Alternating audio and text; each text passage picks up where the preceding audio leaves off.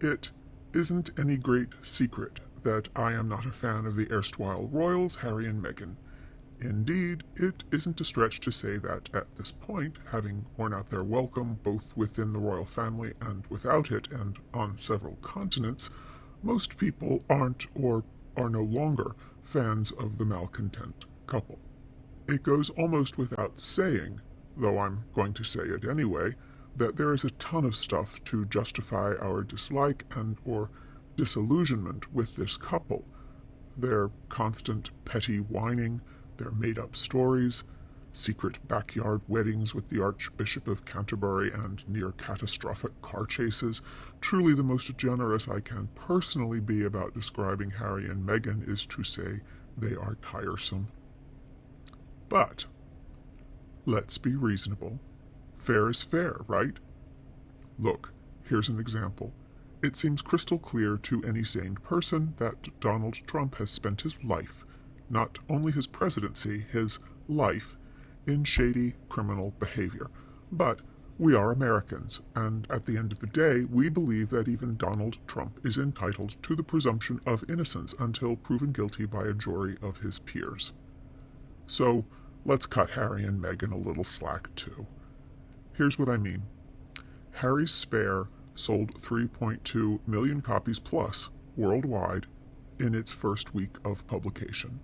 It broke the Guinness record for the fastest selling nonfiction book since Guinness began keeping a record.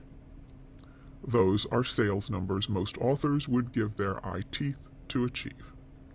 Now, even so, let me confess that I am of the school that holds most people who bought Harry's book did so for one of two reasons, not because they admire him or what he's done in the last few years, fleeing his homeland and trashing his family, but because, one, they craved what was billed as never before available behind-the-scenes look at royal life, a taste of some tea spilled at the royal table, or, two, they couldn't discipline a morbid curiosity to get a glimpse at yet another Harry and Meghan-style train wreck.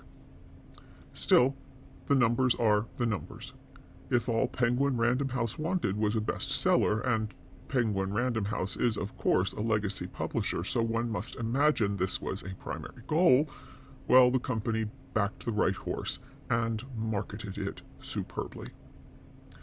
The damn book sold really phenomenally well, and no one is humiliated, as recent press would have one believe, that a lot of copies of Spare are being discarded at holiday resorts around the world.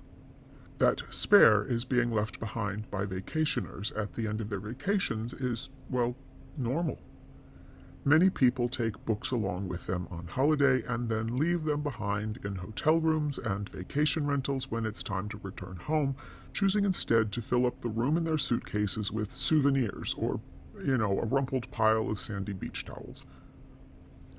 That so many copies of Spare are being abandoned is indicative not of how much the book is disliked, but only of how many copies actually sold in the first place. If you bought, say, 3 bananas, you're going to wonder if you get home from the grocery store and there are only 2 to fill the fruit bowl. If, however, you bought 3.2 million bananas, if you get home and a couple hundred are missing, you aren't even going to notice. And that's what we're talking about. A couple hundred copies of Spare being left behind at various holiday hotels and resorts. A couple hundred out of about 3.2 plus million. A couple hundred vacationers out of millions who opted to take home their dirty beach towels rather than a copy of a bulky book they'd already read. When it comes to reasons to look askance at the Montecito-Harkle family, we have an embarrassment of riches at our disposal. The book Spare itself is a prime example. Diana's face cream on her son's Todger, broken necklaces and shattered confidences of the sort that have come back to bite Harry hard in the ass. No need to make up stories about the book's sales. If you like what we're doing here at The Authentig, please give us a like, subscribe, and ring the bell, and think about leaving a comment because we love reading what you have to say. Thank you for watching.